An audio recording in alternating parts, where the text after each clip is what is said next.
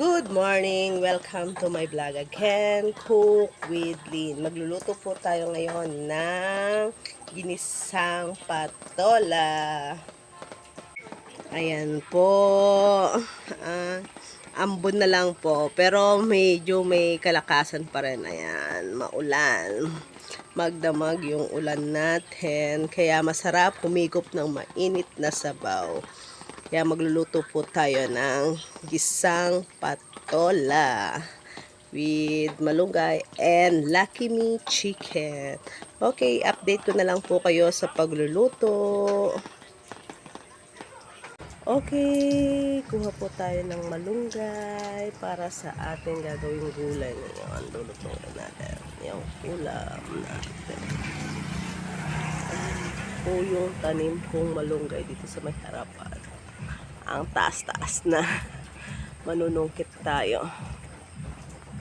Okay, good morning. Ay, agala.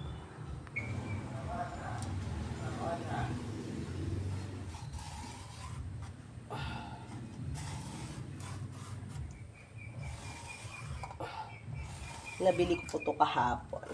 Halagang 50 pesos. Nagtinda po dito sa amin. Ngayon, dahil maulan yung panahon, magluluto po tayo na may sabaw. Gusto naman to ng mga anak ko. Basta wag lang yung anong tawag nito, yung miswa yung ilalagay. Pag miswa kasi hindi nila kinakain, sasabihin nila pagkain daw ng may sakit. Kaya hindi nila kinakain yung miswa. Kahit yung asawa ko. Kung ba't di nila gusto yung miswa, samantalang ang sarap-sarap ng miswa. Sila ayaw nila. Ayan, ganyan lang. Tapos hihiwain natin siya mamaya.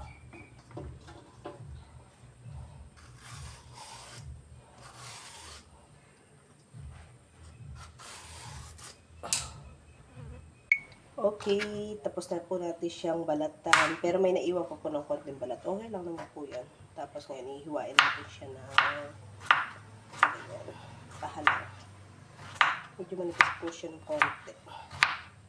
Kasi gisa po yung gagawin natin.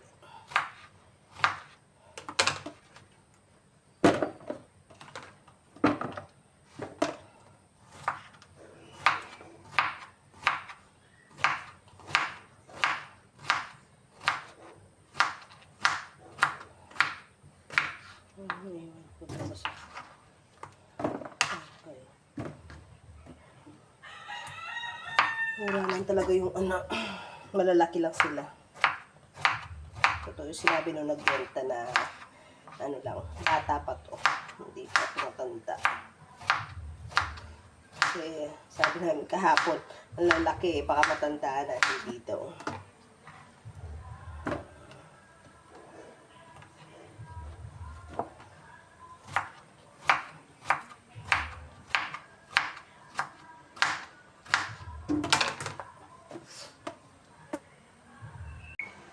Ayan na po ang ating mga nahiwa. May sahog din po siya mamaya. Ito, dahon ng malunggay. Nahimay ko na po yan. Ilalagay po natin siya yan mamaya. Dahon ng malunggay, sibuyas, bawang, at saka yung ating Lucky Me chicken.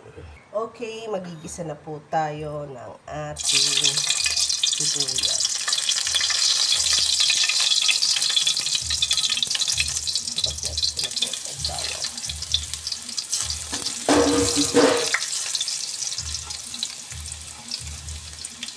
Dahil wala naman po talaga tayong pasahog nito, ganito lang po yung aking version. Bahala na po kayo sa iba kung ano po maglalagay po kayo ng karne o ano.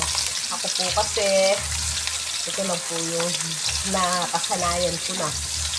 Pag nagluluto ako ng ganito lang po yung ginagawa ko.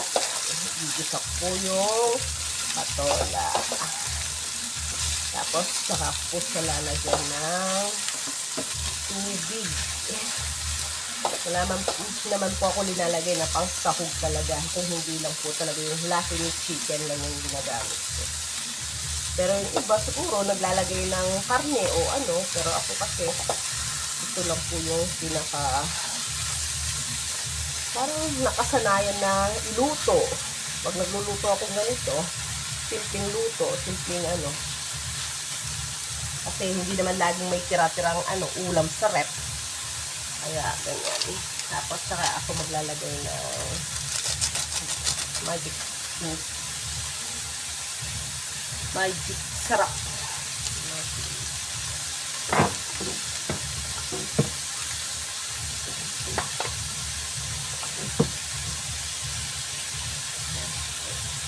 Paminta.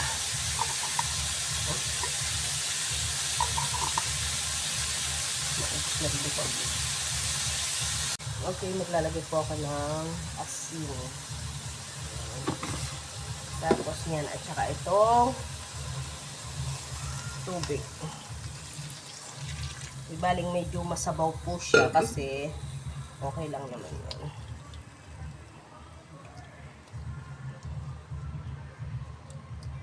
Tapos po, lagyan na natin ng takip para mabilis kumulo. Okay. Ay, yan, kumukulo na siya. Dahil konti lang yung nailagay natin kaninang paminta, dadagdagan natin. Mas masarap kasi kung mapaminta siya. Parang medyo manghang-hanghang siya na konti.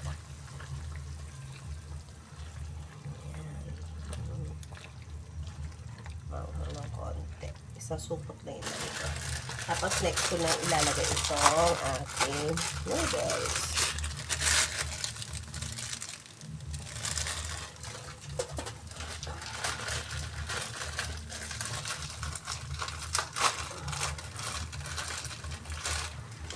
Yung isa, hindi ko dinurog. Yung isa, dudurugin po. Ayan.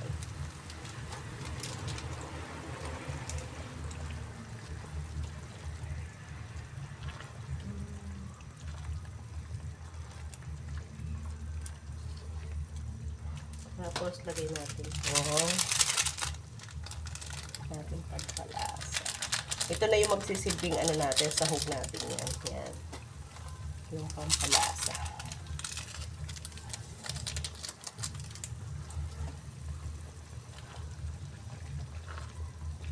Mabilis lang maluto itong ating patola kasi maninipis naman yung hiwa natin. Tapos sunod niya natin itong ating malunggay. Yan. Okay, nahugasan ko na po yan. Yan sa aking bakuran. Sarap. May init pa yan.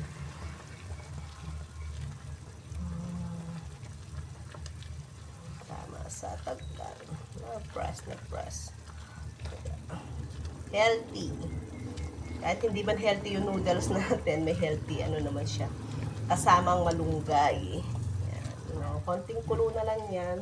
Titikman para sa lasa, kung okay na yung lasa niya.